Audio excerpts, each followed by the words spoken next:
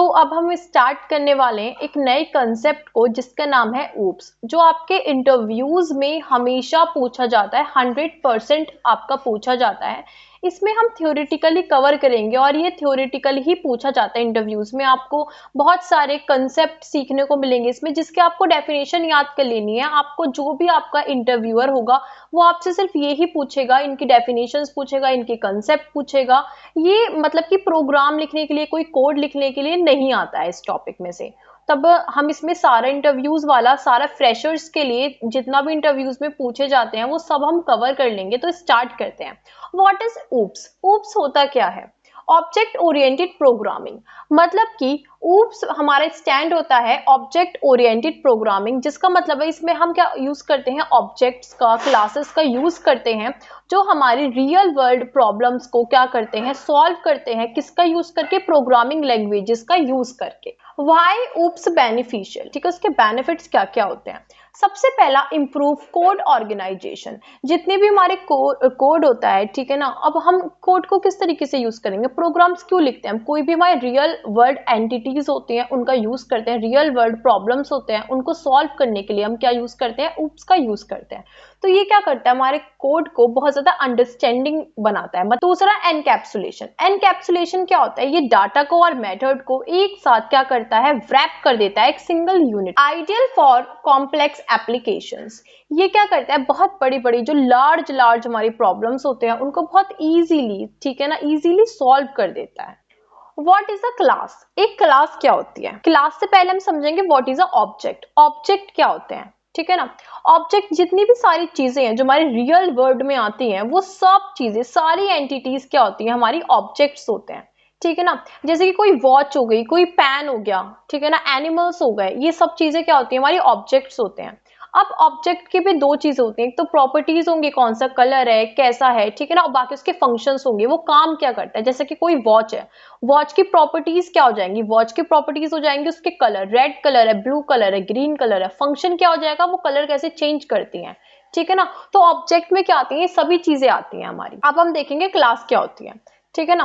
Class क्या होता है? Group of similar entities. यही जो एंटिटीज हमने पढ़ी है, मतलब कि जितने भी ऑब्जेक्ट्स के बारे में मैंने आपको बताया है, जो ऑब्जेक्ट्स होते हैं हमारे, उनका जो ग्रुप होता है वो हमारा क्या होता है, वो हमारी क्लास होता है, ठीक है ना। ग्रुप ऑफ दीज एंटिटीज, जो एंटिटीज हमने ऊपर पढ़ी हैं, ये क्या होता है, कलेक्शन होता है किनका? सारे ऑब्जेक्ट्स का। फॉर एग्जाम्पल, हमारा जो क्लास है, हमारे कोई भी क्लासरूम है, ठीक है ना, कोई भी क्लासरूम है, उसके अंदर क्या है, बहुत सारे स्टूडेंट्स हैं। वो जो स्टूडेंट्स है वो सब, उन सबके क्या होंगी, सिमिलर चीजें होंगी, जैसे कि सिमिलर ग्रेड में वो पढ़ते होंगे, सिमिलर यूनिफॉर्म होगी उनकी, ठीक है, स्कूल सेम होगा उनका। तो उन सबका जो ग्रुप हो जाएगा वो क्या हो जाएगी, एक क्लास हो जाएगी। और जो इसके अंदर स्टूडेंट्स होंगे जो बैठे हुए होंगे वो क्या हो जाएंगे, हमारे ऑब्जेक्ट्स हो जाएंगे, ठीक है ना। क्लास के अंदर भी क्या होते हैं, एट्रीब्यूट्स होते हैं और हमारे फंक्शंस होते हैं। एट्रीब्यूट क्या हो गए, हमारी वही हमारे क्या, हमारी प्रॉपर्टीज, और फंक्शंस क्या हो गए, हमारे बिहेवियर उनका, ठीक है ना। अब हम पढ़ने वाले हैं, अगला हमारा टॉपिक है what are the main features of OOP. OOP के मेन फीचर्स क्या होते हैं? ऊप के 4 मेन पिलर्स होते हैं, 4 मेन पिलर्स ऑफ ऊप्स। कौन कौन से होते हैं? सबसे पहला होता है हमारा एनकैप्सुलेशन, दूसरा होता है हमारा एब्स्ट्रैक्शन, तीसरा होता है पॉलीमॉर्फिज्म, और फोर्थ होता है हमारा इनहेरिटेंस। तो सबसे पहले हम देखेंगे एनकैप्सुलेशन। एनकैप्सुलेशन क्या होता है? Encapsulation is a wrapping of data and method under a single unit, ठीक है ना।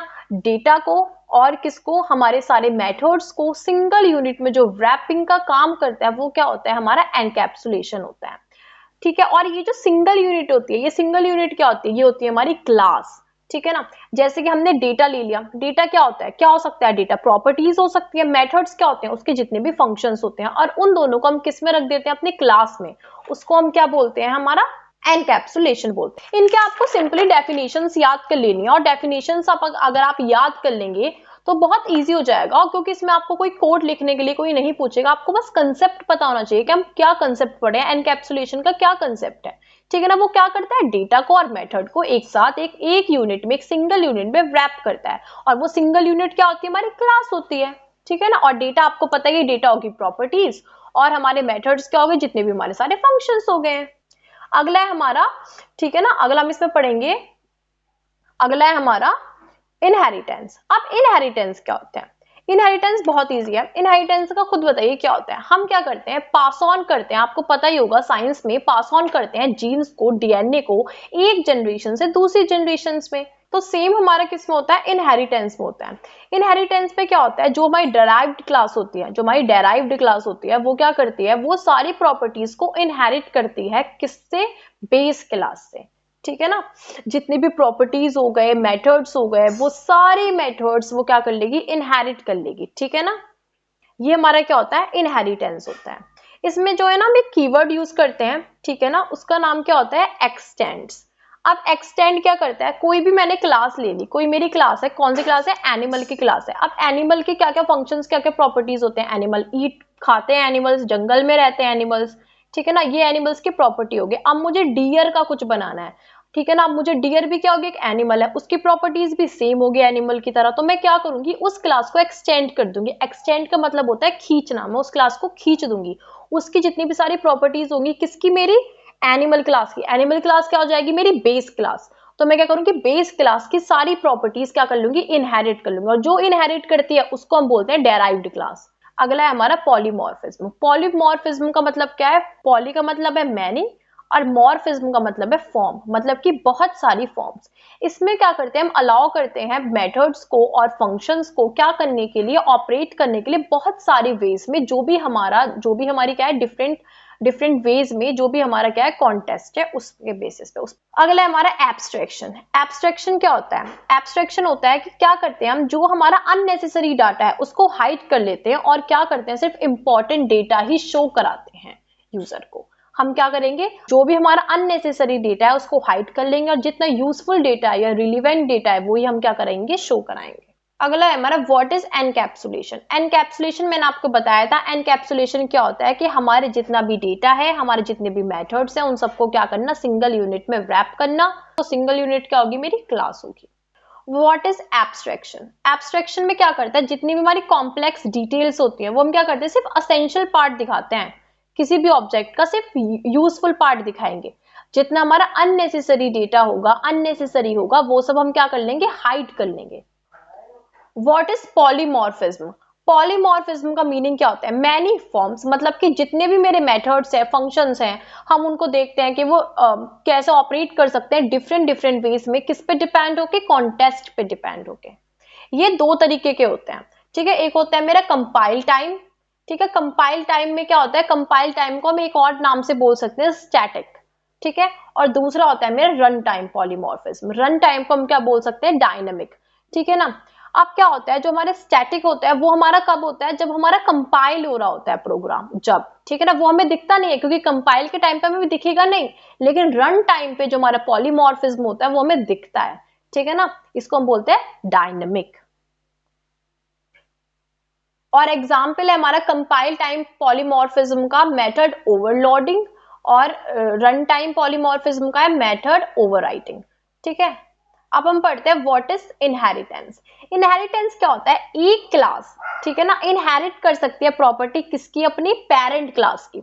जो मैं आपको बोल रही थी, जो बेस क्लास होती है उसका नाम होता है हमारा एक पेरेंट क्लास भी बोलते हैं उसको। तो क्या करेगी हमारी जो चाइल्ड क्लास होगी, जो डेराइव्ड क्लास होती है उसको हम चाइल्ड क्लास भी बोलते हैं।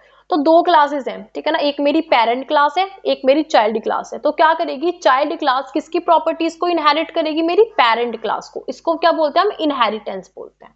तो अगला है हमारा what are access modifiers. Access modifiers क्या होते हैं, ठीक है ना, उनके कितने टाइप्स होते हैं। पहली बात तो एक्सेस मॉडिफायर्स क्या होते हैं, जितने हमारे क्लास है, मेथड्स हैं, ठीक है ना, और जो अदर ऑब्जेक्ट्स हैं, प्रॉपर्टीज है, कंस्ट्रक्टर्स हैं, उनको एक्सेस, उनकी एक्सेस कंट्रोल जो होती है, ठीक है ना, वो चेक करते हैं। इसमें क्या होता है, सबसे पहला मेरा पब्लिक।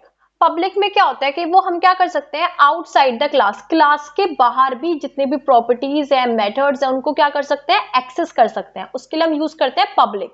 अगला होता है हमारा प्राइवेट। प्राइवेट क्या होता है मेरा, प्राइवेट में सिर्फ मैं एक्सेस कर सकती हूँ विद इन द क्लास, कि सिर्फ क्लास के अंदर। तो अब प्राइवेट है, प्राइवेट जैसे कि हमें कोई भी हमने पासवर्ड लगाया है जिस चीज को सिर्फ मैं ही एक्सेस कर सकती हूँ और कोई एक्सेस नहीं कर सकता है, तो वहां पे मैं क्या यूज करते हैं, हम प्राइवेट यूज करते हैं। ठीक है, ये क्या होता है, सिर्फ क्लास के अंदर ही एक्सेस किया जा सकता है। अगला है मेरा प्रोटेक्टेड। प्रोटेक्टेड में क्या होता है कि सिर्फ इसको विद इन द क्लास और उसकी सब क्लासेस यूज कर सकते हैं। ठीक है ना, What are the advantages and disadvantages of OOPS? OOPS के advantages and disadvantages क्या होती हैं? Advantages: promote code reusability and modular design. ये क्या करता है, हम कोड को रीयूजेबल कर सकते हैं, मतलब कि बार बार यूज कर सकते हैं, बहुत सारी क्लासेस बना सकते हैं उसके अंदर। Easier maintenance with encapsulation, encapsulation के यूज से हम क्या कर सकते हैं, easily. What are the advantages and disadvantages of OOPS? OOPS के advantages and disadvantages क्या होती हैं? Advantages: promote code reusability and modular design. ये क्या करता है, हम कोड को रीयूजेबल कर सकते हैं, मतलब कि बार बार यूज कर सकते हैं, बहुत सारी क्लासेस बना सकते हैं उसके अंदर। Easier maintenance with encapsulation, encapsulation के यूज से हम क्या कर सकते हैं, इजीली मेंटेन कर सकते हैं। एनहांस डेटा सिक्योरिटी को हम एनहांस कर सकते हैं। अब इसके डिसएडवांटेजेस क्या होते हैं, एक तो कोड की लेंथ बढ़ जाती है, कॉम्प्लेक्सिटी बढ़ जाती है, और हमको पूरी अच्छे से प्लानिंग करनी पड़ेगी पहले, ठीक है ना। अगला है हमारा कॉमन ओप्स लैंग्वेजेस। ओप्स कौन कौन सी लैंग्वेजेस में यूज होता है, बहुत सारी पॉपुलर लैंग्वेजेस है, फॉर एग्जांपल जावा हो गया, पाइथन हो गया, सी प्लस प्लस हो गया। टाइप्स ऑफ पॉलीमॉर्फिज्म, ठीक है, दो टाइप्स के होते हैं, compile time and run time. Compile time में जो होता है उसको हम क्या बोलते हैं, मेथड ओवरलोडिंग भी बोल सकते हैं, और रन टाइम पे बोलते हैं हम method overwriting. What is the difference between overloading and overwriting? Overloading में क्या होता है, मल्टीपल फंक्शंस होते हैं जिनके नेम तो सेम होते हैं लेकिन डिफरेंट पैरामीटर्स होते हैं।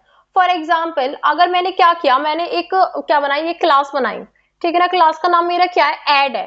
अब उसमें मैंने फंक्शंस बनाए, मैंने सम फंक्शन बनाया, सम के अंदर मैंने क्या करा, पहले दो इंटीजर पास करे, ठीक है ना, फिर मैंने एक और सम फंक्शन बनाया, अब उसमें मैंने फ्लोट पास करे।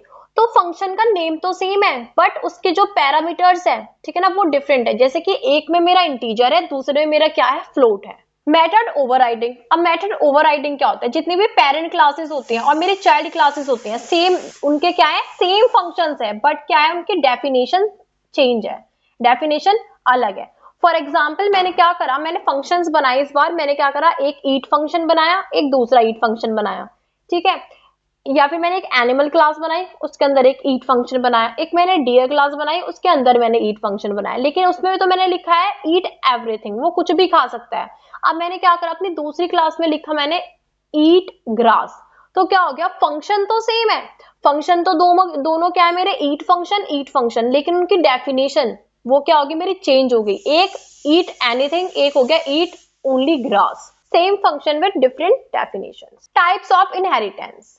First, single inheritance. Single inheritance में क्या होता है, एक क्लास होती है जो इनहेरिट करती है एक अपर क्लास से, मतलब कि एक पेरेंट क्लास होगी और एक चाइल्ड क्लास होगी, और चाइल्ड क्लास क्या करेगी, प्रॉपर्टीज को इनहेरिट करेगी अपनी पेरेंट क्लास के, सिंगल पेरेंट क्लास से। मल्टीपल इनहेरिटेंस जो है वो हमारा C++ में बेसिकली प्रॉपर्ली यूज होती है, जावा में यूज नहीं होती है। जावा में हम फोर्सफुली यूज कर सकते हैं इंटरफेस का यूज करके। अगली हमारी multi level inheritance. Multi level inheritance में क्या होता है कि मल्टी लेवल में क्या होगा कि जैसे पेरेंट क्लास है, नीचे चाइल्ड क्लास है, अब वो चाइल्ड क्लास क्या करेगी, पेरेंट क्लास से इनहेरिट करेगी प्रॉपर्टीज को। अब वो जो चाइल्ड क्लास है उसके नीचे एक और चाइल्ड क्लास है, उसके लिए जो मेरी चाइल्ड क्लास होगी ऊपर वाली वो पेरेंट क्लास हो जाएगी, ठीक है ना, मतलब कि चेन होती है। उसमें क्या होते हैं, लेवल्स होती है, एक पेरेंट क्लास, फिर उसके नीचे एक क्लास होगी चाइल्ड क्लास, तो उसके लिए तो चाइल्ड क्लास होगी, उसके नीचे एक और क्लास होगी, कि जैसे कि मेरी एक पेरेंट क्लास है ए,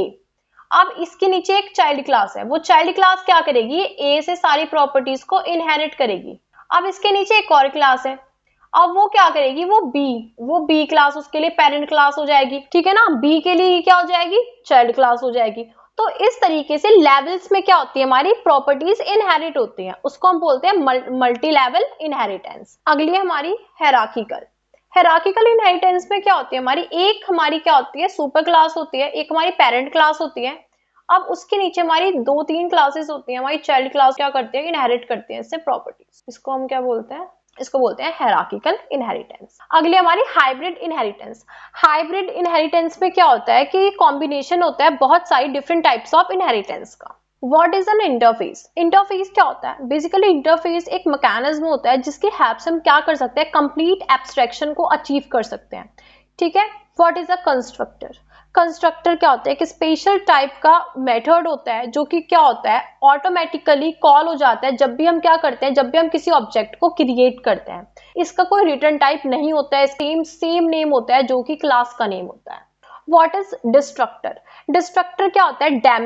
डैमेज करना, ठीक है ना। डिस्ट्रक्टर का मीन होता है डैमेज, ठीक है ना। मतलब कि किसी भी चीज को डिलीट करना है, जो यूज नहीं हुई है, ठीक है ना, यूजलेस चीज है कोई, तो उसको जो डिलीट करने का वर्क होता है वो हमारा डिस्ट्रक्टर यूज करता है। तो जावा में डिस्ट्रक्टर हमारा यूज नहीं होता है, क्योंकि उसमें ऑलरेडी हमारे पास क्या होता है, गार्बेज कलेक्टर होता है। ये हमारा C++ में यूज होता है, ठीक है। और डिस्ट्रक्टर का मतलब होता है किसी भी चीज को डिलीट करना, जो अननेसेसरी चीजें हैं उसको क्या बोलते हैं, हम डिलीट कर देते हैं। वो किसकी हेल्प से करते हैं? हम डिस्ट्रक्टर की हेल्प से करते हैं। Thank you. तो और बहुत सारी इंटरेस्टिंग कंसेप्ट्स को इजीली समझने के लिए, बहुत नए सारे थियोरिटिकल सब्जेक्ट्स को पढ़ने के लिए, इंटरव्यू की प्रिपरेशन करने के लिए आप हमारे चैनल को सब्सक्राइब कर दीजिए। Thank you.